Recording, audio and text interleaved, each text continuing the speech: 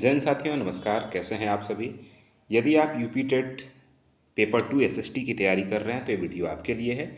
हम लोग इसके पहले वाले क्लास में 131 प्रश्न तक कर चुके हैं। अब इसमें 132 नंबर प्रश्न से आज का वीडियो हमारा शुरू हो रहा है।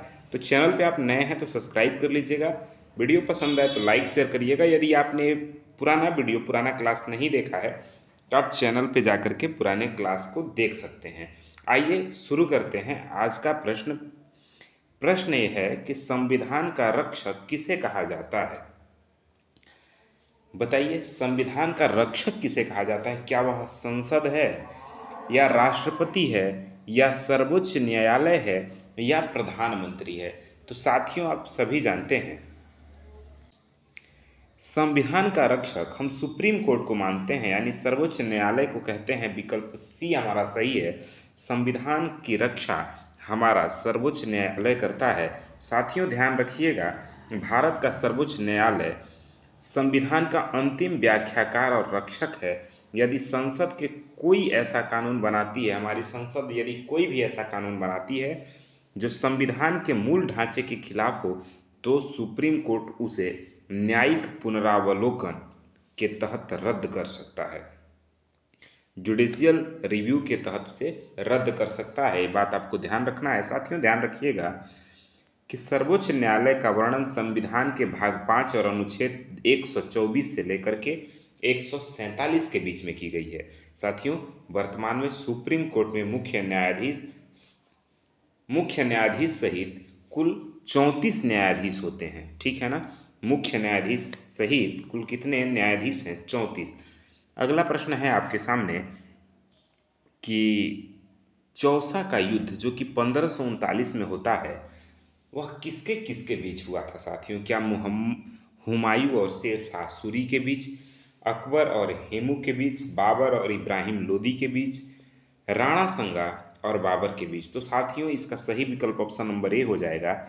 हुमायूं और शेर शाह सूरी के बीच 1539 में चौसा का युद्ध हुआ था। ध्यान रखिएगा, 26 जून 1539 को बिहार में एक जिला है बक्सर के पास चौसा नामक स्थान है। वहां पर हुमायूं और शेर खां यानी शेर शाह सूरी के बीच युद्ध हुआ। इस युद्ध में शेर शाह ने हुमायूं को बुरी तरीके से पराजित किया, जिसके बाद हुमायूं ने अपनी जान बचाने के लिए घोड़े सहित गंगा नदी में छलांग लगा दी थी। ये बात आपको ध्यान रखना है। तो चौसा का युद्ध होता है 26 जून 1539 को बिहार के चौसा में, बक्सर जिले में है।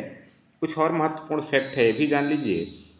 इस युद्ध के बाद शेर खां ने शेर शाह की उपाधि धारण की और 1540 में कन्नौज बिलग्राम का युद्ध हुआ, जिसके बाद हुमायूं को भारत छोड़ना पड़ा। ये भी आप ध्यान रखेंगे। अगले प्रश्न की तरफ बढ़ते हैं। अगला प्रश्न है मानसून से संबंधित। प्रश्न ये कह रहा है कि मानसून शब्द की उत्पत्ति किस भाषा से हुई है? क्या फारसी से, अरबी से, अंग्रेजी से, स्पेनिश से? देखिए साथियों, जो आपके मानसून है वह अरबी भाषा का शब्द है, अरबिक है, ध्यान रखेंगे। वो मानसून शब्द अरबी भाषा के मौसिन शब्द से बना है, जिसका अर्थ होता है ऋतु या मौसम। साथियों, कुछ और महत्वपूर्ण फैक्ट है, वो भी जान लीजिए। भारत में मानसून का सबसे पहले केरल के तट पर भारत में मानसून सबसे पहले केरल के तट पर जून के प्रथम सप्ताह में टकराता है। बात समझ में आ रहा है? भारत में मानसून सबसे पहले केरल के तट पे आता है। साथियों, कब आता है? जून के प्रथम सप्ताह में।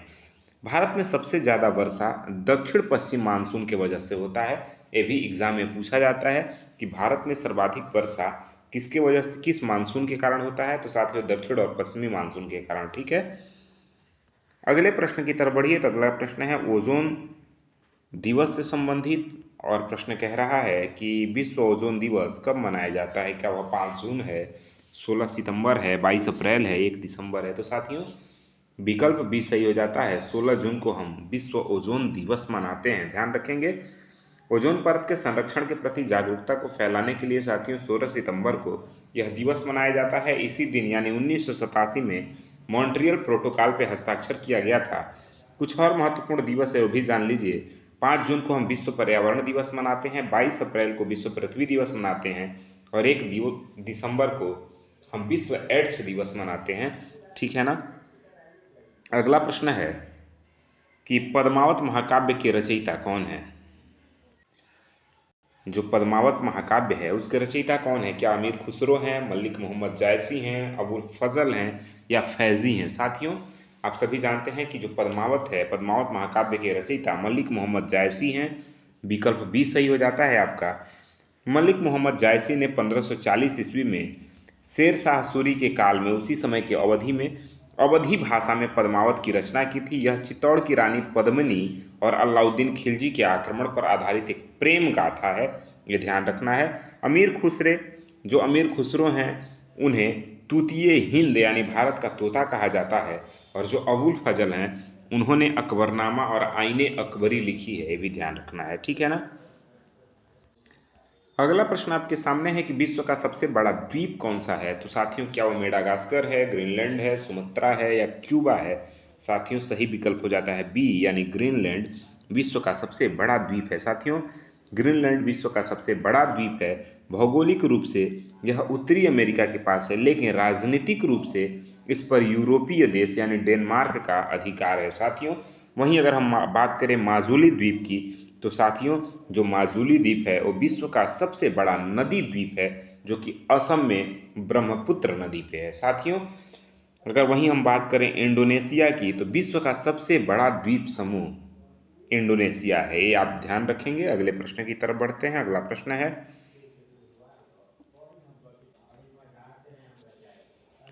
मौर्य काल में शिक्षा का सबसे प्रसिद्ध केंद्र कौन सा था। क्या नालंदा था, तक्षशिला था, विक्रमशिला था, उज्जैन था। साथियों, सही विकल्प ऑप्शन नंबर बी हो जाता है। तक्षशिला मौर्य काल में शिक्षा का सबसे प्रसिद्ध केंद्र था, जो कि उसका टाइम पीरियड है 322 से 185 ईसा पूर्व के मध्य दौरान। तक्षशिला विश्व प्रसिद्ध महाविद्यालय था। साथियों, विश्वविद्यालय था और यह वर्तमान में पाकिस्तान के रावलपिंडी में स्थित है। तक्षशिला विश्वविद्यालय चंद्रगुप्त मौर्य और उनके गुरु चाणक्य ने यहाँ से शिक्षा प्राप्त की थी। कुछ और महत्वपूर्ण बात है वो जान लीजिए। चाणक्य तक्षशिला विश्वविद्यालय के आचार्य थे। नालंदा यह गुप्त काल में शिक्षा का प्रमुख केंद्र था। तक्षशिला इसे यूनेस्को द्वारा विश्व धरोहर स्थल में घोषित भी किया गया है। ये फैक्ट आप जान लीजिए। अगले प्रश्न की तरफ बढ़िए। अगला प्रश्न है, पंचायती राज लागू करने वाला भारत का पहला राज्य कौन सा था। उत्तर प्रदेश, राजस्थान, मध्य प्रदेश या आंध्र प्रदेश। तो साथियों, सही विकल्प ऑप्शन नंबर बी हो जाता है, यानी राजस्थान पंचायती राज लागू करने वाला भारत का पहला राज्य था। साथियों, भारत में त्रिस्तरीय पंचायती राज व्यवस्था की शुरुआत है। सवाल पूछा जाता है कि सरकार कितने स्तर की है, तो 3 स्तर की, ध्यान रखिएगा। वहीं त्रिस्तरीय पंचायती राज व्यवस्था की शुरुआत 2 अक्टूबर 1959 को राजस्थान के नागौर जिले से हुई थी। साथियों, और इसका उद्घाटन उस समय के तत्कालीन प्रधानमंत्री पंडित जवाहरलाल नेहरू ने किया था। कुछ और महत्वपूर्ण बात जान लीजिए साथियों, कि बलवंत राय मेहता समिति इसकी सिफारिश पर पंचायती राज लागू हुआ था। वहीं अगर 73वां संविधान संशोधन 1992 की बात करें, तो इसके द्वारा ही पंचायतों को संवैधानिक दर्जा मिला था। वहीं आंध्र प्रदेश पंचायती राज लागू करने वाला दूसरा राज्य था, यह भी बात आपको ध्यान रखना है। ठीक है, अगले प्रश्न की तरफ बढ़िए। अगला प्रश्न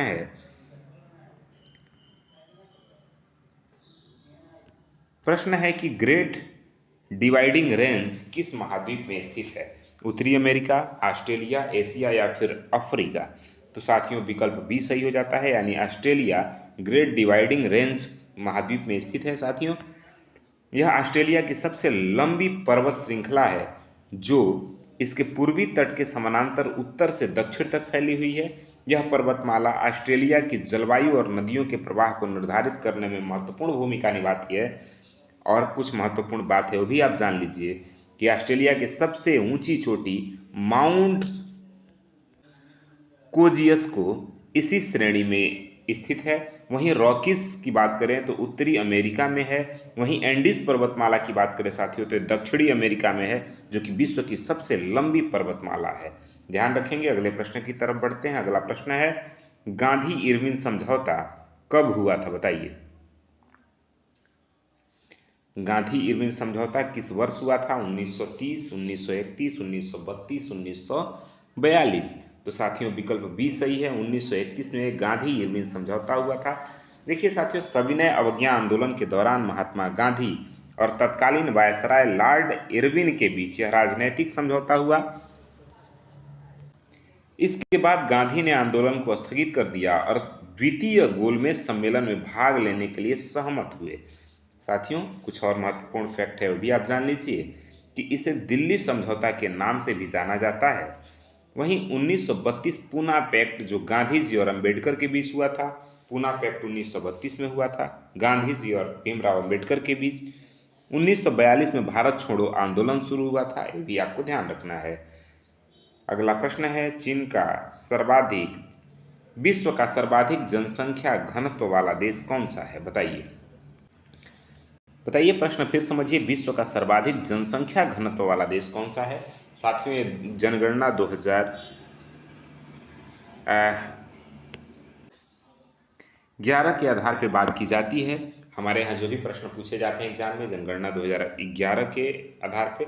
अभी 2026-27 में जनगणना शुरू हो गया है, अभी ट्रेनिंग हो रहा है, 2027 तक इसे कंप्लीट कर लेने का लक्ष्य है। अब आपको बताना है कि जनसंख्या घनत्व के आधार पर विश्व का सर्वाधिक जनसंख्या घनत्व वाला देश कौन सा है? क्या चीन है, सिंगापुर है, मोनाको है या भारत है? साथियों, विकल्प सी सही हो जाता है, मोनाको सही विकल्प है। देखिए, प्रति वर्ग किलोमीटर क्षेत्र में रहने वाले लोगों की संख्या के आधार पर मोनाको विश्व का सबसे सघन देश है। यह यूरोप का एक बहुत छोटा देश है। साथियों, यदि बड़े देशों की बात करें तो बांग्लादेश का जनसंख्या घनत्व तो सबसे अधिक है। वहीं भारत 2011 के जनगणना के अनुसार भारत का औसत घनत्व 382 व्यक्ति प्रति वर्ग किलोमीटर है। वहीं भारत में अगर किस राज्य में सर्वाधिक जनसंख्या घनत्व है तो साथियों आपके बिहार में है। कहाँ? बिहार में। भी ध्यान रखेंगे, सर्वाधिक जनसंख्या वाला देश चीन को पीछे छोड़कर अब भारत दुनिया का सबसे अधिक आबादी वाला देश बन गया है जनसंख्या के आधार पे। वहीं क्षेत्रफल के आधार पे सबसे बड़ा देश कौन सा है? तो रूस है। ठीक है ना।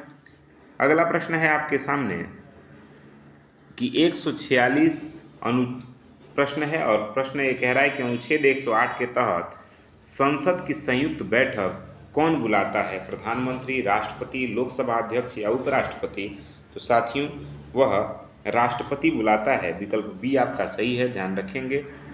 जब किसी साधारण विधेयक पर लोकसभा और राज्यसभा के बीच गतिरोध पैदा हो जाता है तो संविधान के अनुच्छेद 108 के तहत राष्ट्रपति दोनों सदनों की संयुक्त बैठक बुलाते हैं। साथियों, इसकी अध्यक्षता, संयुक्त बैठक की अध्यक्षता हमेशा लोकसभा अध्यक्ष यानी स्पीकर करता है, ध्यान रखना है। धन विधेयक और संविधान संशोधन विधेयक पर संयुक्त बैठक नहीं बुलाई जा सकती है, ये भी आपको ध्यान रखना है।